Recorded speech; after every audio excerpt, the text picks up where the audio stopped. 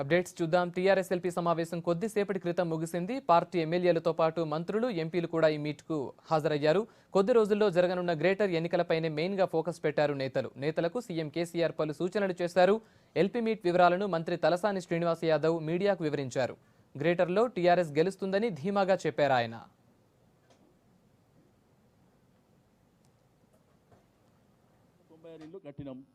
ప్రతి నియోజకవర్గంలో 400 కడుతున్నాం. వచ్చే సంవత్సరం నుంచి 1000 ఇండ్లు కడతాం. దశల వారీగా ఆ కార్యక్రమాన్ని తీసుకెళ్తాం. రెండోది 4 కేజీల బియ్యం 6 కేజీలు చేసినాం. సీలింగ్ తీసేసి 10 మంది ఉంటే 60 కేజీలు ఇస్తున్నాం. అది పేదవాళ్ళ కోసం ఇస్తుంది, మీకు తెలుసు. కళ్యాణ లక్ష్మి కానివ్వండి, షాదీ ముబారక్ కానివ్వండి, పెద్ద ఎత్తున ఇస్తున్నాం. ఇంతకుముందు పెన్షన్ ఇచ్చేటప్పుడు కొత్త వాళ్ళకి పెన్షన్ ఇవ్వాలంటే తీసుకున్న వాళ్ళు చనిపోతే ఇస్తుండే. ఇప్పుడు అట్లా కాదు, ఎవరు ఎలిజిబుల్ ఉన్నారో వాళ్ళకి ఇస్తున్నాం.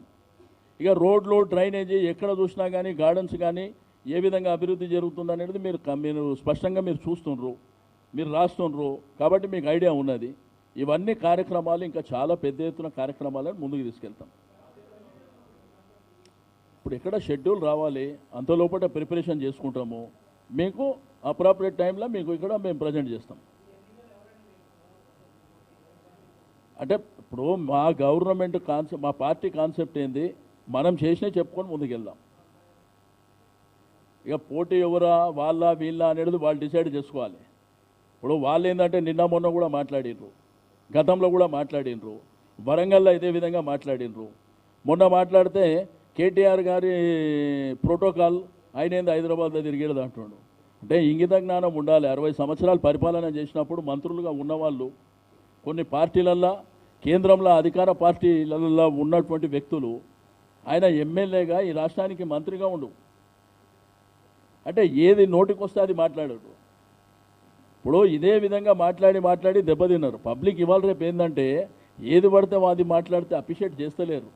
టెంపరవరీగా కార్యకర్తలు అంతవరకు చప్పట్లు కొడతారు తప్ప దానివల్ల జరిగే నష్టం ఏందనేది రిజల్ట్స్లో తేలిపోతుంది. ఇప్పుడు నేనేమంటా అంటే ఇప్పుడు చేసే కార్యక్రమాలు మీరు ఎందుకు చేయలే? ఇప్పుడు పెన్షన్లు అంటే ప్రభుత్వాలు వస్తుంటాయి కాబట్టి పెన్షన్లు కొద్దిగా అటు ఇటు చేస్తారు, బియ్యం కూడా అటు ఇటు చేస్తారు. 24 గంటలు పెన్షన్కి సంబంధించింది కాదు, 24 గంటలు మేము ఇస్తున్నాం, మీరు ఎందుకు ఇవ్వలే? డబల్ బెడ్రూమ్ ఇల్లు ఇస్తున్నాం, మీరు ఎందుకు ఇవ్వలే? కాబట్టి ఇవన్నీ వస్తాయి. కాబట్టి మా ప్రభుత్వం మాకు వీళ్ళు పోటీదారు వీళ్ళ అనేది చూడకుండా మేము చేసే కార్యక్రమాలు చెప్పుకుంటూ వెళ్ళడమే మా బాధ్యత. ఇది చేసినాం, రేపు ఇంకా చేయబోతాం. ఏమేమి చేయబోతాం? ఇప్పుడు ఉన్నాయన్నీ చేసినాము, ఎంతవరకు చేయాలనో చేసినాము. ఇంకా భవిష్యత్తులో ఇప్పుడు చెప్పినాం 400 ఇండ్లు, వచ్చే సంవత్సరం నుంచి 1000 ఇండ్లు కడతాం. అంటే సంవత్సరం పెరుగుకుంటూ పోతుంది. చాలా ఉన్నాయి బాస్. ఇప్పుడు మీకేందంటే 25,000 కోట్ల రూపాయలు ఖర్చు పెట్టి హైదరాబాద్ని మీకు ట్రాఫిక్ ఇబ్బందులు లేకుండా, సిగ్నల్స్ లేకుండా వెళ్ళాలనేటువంటి సంకల్పంతో స్కైవేస్ కానీ ఇవన్నీ మీకు అందరికీ తెలుసు. ముఖ్యమంత్రి గారు ఈ విషయం చెప్పినప్పుడు ఏమన్నారు? వాళ్ళంతా ఇది జరిగే పనేనా అని మాట్లాడారు. ఈరోజు ఫౌండేషన్ వేసినాం, మీరు చూసారు కదా. ఈరోజు కుక్కట్పల్లి కానీ, షేర్లింగంపల్లి, జూబ్లీహిల్స్ ప్రాంతాలల్లో ఫౌండేషన్ వేసినాం. ఆ కార్యక్రమాలు చేస్తాం. ఏదైనా కానీ ఈ రాష్ట్రాన్ని నడిపించేటువంటి లీడర్షిప్ ఏదైతే ముఖ్యమంత్రి గారు ఉంటారో, ఒక కమిట్మెంట్ ఉండి, కమిటెడ్గా ఉండి చేసేటువంటి, అంటే గ్రౌండ్ రియాలిటీ తెలిసిన వ్యక్తి ఉంటే దాని రిజల్ట్స్ కూడా ఆ విధంగా వస్తాయనడానికే ఐడియాస్ కాలనీ నిదర్శనం.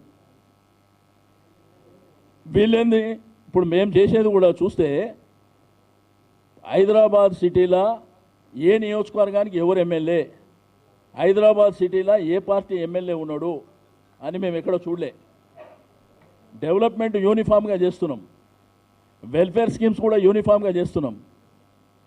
ఇప్పుడు మన కర్మ ఏంటంటే వాళ్ళ నియోజకవర్గాలు వెళ్ళినప్పుడు ఫౌండేషన్ వేసినప్పుడు 400 బెడ్రూమ్లు ఎక్కడ సరిపోతాయి, డబుల్ బెడ్రూము, ఇంకో 600 కావాలి, 800 కావాలని అక్కడనే పత్రికల వాళ్ళ సమక్షంలో స్పీచ్లు ఇస్తారు వేరే పార్టీ ఎమ్మెల్యేలు. ఇంతెందుకు అంబర్పేట కిషన్ రెడ్డి, మేము అక్కడ కాచిగూడ దగ్గర పోయినప్పుడు ఆయననే బ్రహ్మాండంగా స్పీచ్ ఇచ్చి మాట్లాడాడు. మళ్ళీ బయటికి రాగానే ఆ 2వ రోజుకో 3వ రోజుకో అదంతా బోకస్ అని మాట్లాడుతాం. కాబట్టి ఇవన్నీ ప్రజలు గమనిస్తారు. ఓకే 100% పాల్గొంటారు. టీడీపీ ఇక వాళ్ళు వరంగల్లో ఏమన్నారు మీకు తెలుసు కదా. వరంగల్లో అట్లనే మాట్లాడిర్రు, ఇప్పుడు అట్లనే మాట్లాడుతుర్రు. ఇప్పుడు వాళ్ళకు కొట్లాడుకోవడానికి టైం సరిపోతలేదు. ఏమన్నంటే ఫిరాయింపులు అని మాట్లాడుతుర్రు. మరి ఈ ఫిరాయింపులు అంటే ఎందుకు వెళ్తున్నారు? ఫస్ట్ వాళ్ళతో మాట్లాడండి. మీ మీద నమ్మకం లేకనే వెళ్ళిపోతున్నారు కదా. కాబట్టి ఆ పరిస్థితిలో వాళ్ళు ఉన్నారు. ఇక షేర్ అమారా అన్న, మేయర్ అమారా అన్న, ఇక మీకు ఇంకేంది జనవరి 31 వరకే. నేను విపక్షాలకు ఎన్ని వస్తాయనేది నేను చెప్పా. మేము 100 సీట్లు గెలవాలనేటువంటి కాన్సెప్ట్లో ముందుకు వెళ్తాము. మేము మా గవర్నమెంట్ చేసే కార్యక్రమాలు, భవిష్యత్తులో చేసే కార్యక్రమాలే ఎజెండాగా పెట్టుకొని వెళ్తాం. మమ్మల్ని విమర్శ చేస్తూ మేము ఇవి చేసినామని చెప్తాం తప్ప నువ్వెంత నేనెంత, నువ్వు కొట్లాడితే నేను కొట్లాడతా అనే భావనలో మేము లేం.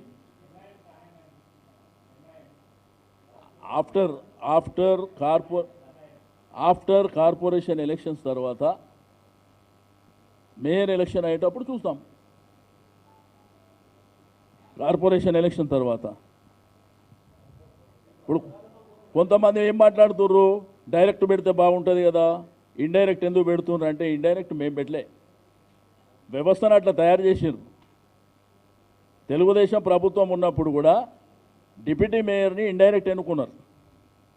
తర్వాత కాంగ్రెస్ వచ్చిన తర్వాత ఇండైరెక్ట్ ఎలక్షన్ జరుగుతున్నాయి. కొత్తగా మేము సిస్టమ్ తీసుకొచ్చి పెట్టింది లేదు. వీళ్ళకి ఏంటంటే చేతగాక ప్రతిదీ మాట్లాడతారు. ఇంకోటి మధ్యలో ఓటర్లను తొలగిస్తారు అని చెప్పి ఒక ఇష్యూ చేశారు. ఎలక్షన్ కమిషన్కు, ప్రభుత్వానికి, పార్టీకి సంబంధం ఏందండి?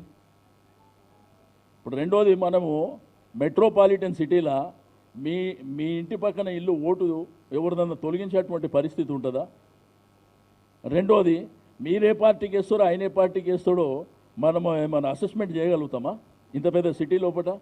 అంటే మూర్ఖంగా టీఆర్ఎస్ ఓట్లు పెట్టుకుంటుర్రు, వేరే తీసేస్తుర్రు. ఎట్లా ఐడెంటిఫై చేస్తారు? కాబట్టి ఇవన్నీ మాటలు మాట్లాడుతుర్రు. ఏది మాట్లాడినా కానీ మేము 100% గెలుస్తున్నాం. ఇక మీరు చూస్తున్నారు, ఒక నెల రోజుల నుంచి ఇక్కడ టీఆర్ఎస్ భవన్ పరిస్థితి ఏ విధంగా ఉన్నది.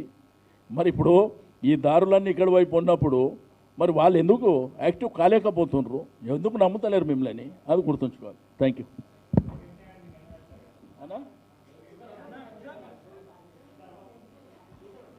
ఎవరు వేసినా కండు వేస్తారు ఒకటి, ఓకే, అది ప్రజలు కూడా ఆలోచిస్తారు.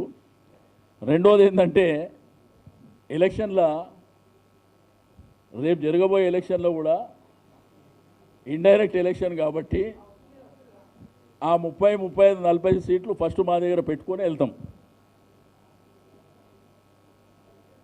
ఎమ్మెల్యేలు, ఎంపీలు, ఎమ్మెల్సీలు, రాజ్యసభ ఓట్లు వేయాలి కాబట్టి అవి ఆల్రెడీ ఇక వాళ్ళు 0 నుంచి స్టార్ట్ కావాలి. మేము 30, 40, 50తోనే స్టార్ట్ అవుతాం.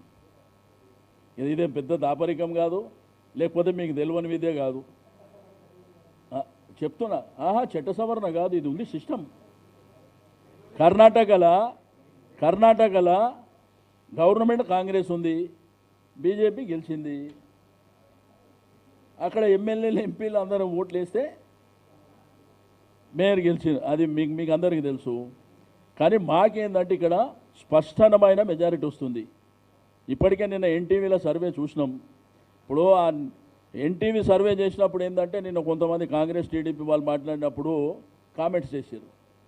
మరి మీకోసం, మీకు ఫేవర్గా చేసినప్పుడు వాళ్ళే చేశారు కదా, నిల్సన్ జీమార్గా ఎన్టీవీ కలిసి కంబైన్డ్గా చేసినప్పుడు ఆ రోజు గొప్పలు చెప్పుకుంది మీరే కదా, వీళ్ళు సైంటిఫిక్గా చేశారని.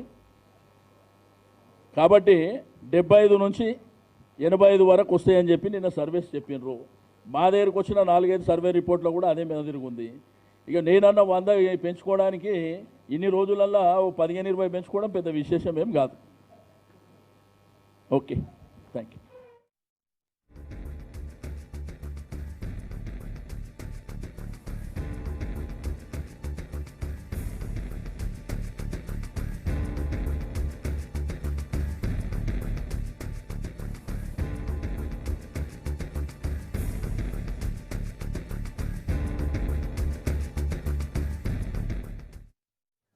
ఇక మిగతా అప్డేట్స్ చూస్తే ప్రభుత్వం చేస్తున్న అభివృద్ధిని చూసి వివిధ పార్టీల నేతలు కార్యకర్తలు టీఆర్ఎస్లో చేరుతున్నారని అన్నారు మంత్రి కేటీఆర్.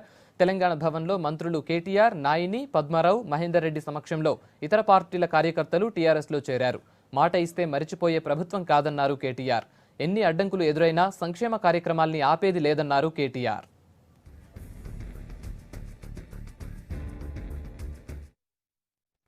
బిడ్డ పోయి దరఖాస్తు చేయలే, తల్లిదండ్రులు పోయి దరఖాస్తు చేయలే. కానీ హైదరాబాద్లోని బేగంపేటలో ఉండే ముఖ్యమంత్రి మనవడు ఏ సన్న బియ్యంతో అన్నం తింటున్నాడో అదే సన్న బియ్యంతో పేద బిడ్డల కడుపు నిండా బువ్వ పెడుతున్న ప్రభుత్వం తెలంగాణ ప్రభుత్వం. నేను మీకు గుర్తు చేస్తున్నా. మా ఆడబిడ్డలకు కులంతో సంబంధం లేదు, మతంతో నిమిత్తం లేదు. ఈరోజు పేదింటి ఆడబిడ్డలు పెళ్లి చేసుకుంటే వాళ్ళ పెళ్లికి 15 రోజుల ముందే 51,000 రూపాయలు కళ్యాణ లక్ష్మి పేరుతో, షాదీ ముబారక్ పేరుతో ఇస్తున్న ప్రభుత్వం తెలంగాణ ప్రభుత్వాన్ని మీకు గుర్తు చేస్తా ఉన్నా. అదే రకంగా మొట్టమొదటిసారి 30 సంవత్సరాలలో చాలా మంది చాలా మాట్లాడినారు. తెలంగాణ వస్తే కరెంటే ఉండదన్నారు, చీకటి అయిపోతుంది అన్నారు. మొట్టమొదటిసారి ఎర్రటి ఎండాకాలంలో కూడా ఈరోజు సామాన్యుడి నుంచి మొదలు పెడితే పారిశ్రామికవేత్త వరకు అందరికీ కూడా ఎండాకాలంలో కూడా కరెంటు కోతలు లేని ఎండాకాలాన్ని అందించిన ఘనత తెలంగాణ ప్రభుత్వానికి, కేసీఆర్ గారికి దక్కుతుంది. ఇక అన్నిటికన్నా పెద్ద కార్యక్రమం భారతదేశంలో ఏ రాష్ట్రము చేయని కార్యక్రమం. ఈరోజు గతంలో కూడా ఇల్లు కట్టిండ్రు, 4 గోడలు కట్టి నెత్తి మీద ఒక స్లాబ్ పోసి ఇదే పో అని చెప్పిన ఒకటే రూము. కానీ ఈరోజు తెలంగాణ ప్రభుత్వం వచ్చిన తర్వాత మొట్టమొదటిసారిగా పేదవాళ్లకు, నిరుపేదలకు, ఇల్లు లేని వాళ్లకు ఆత్మగౌరవంతో కూడిన ఇల్లు ఉండాలనే ఉద్దేశంతో బ్రహ్మాండంగా 2 బెడ్రూమ్లు, 1 హాలు, 1 కిచెను, 2 బాత్రూమ్లతో భారతదేశంలో ఎక్కడా కట్టని విధంగా 6.5-7 లక్షల రూపాయలతో ఒక్క పైసా మీ దగ్గర తీసుకోకుండా బ్యాంకుకు వండి మీరు కొంత వేసుకోండి, కొంత మేము ఇస్తాం అనకుండా మొత్తం ప్రభుత్వమే పెట్టి ఒక్క పైసా మీకు తగలకుండా డబుల్ బెడ్రూమ్ ఇల్లు ఈ ఒక్క సంవత్సరంలోనే హైదరాబాద్లో 10,000లకు శ్రీకారం చుట్టినాం.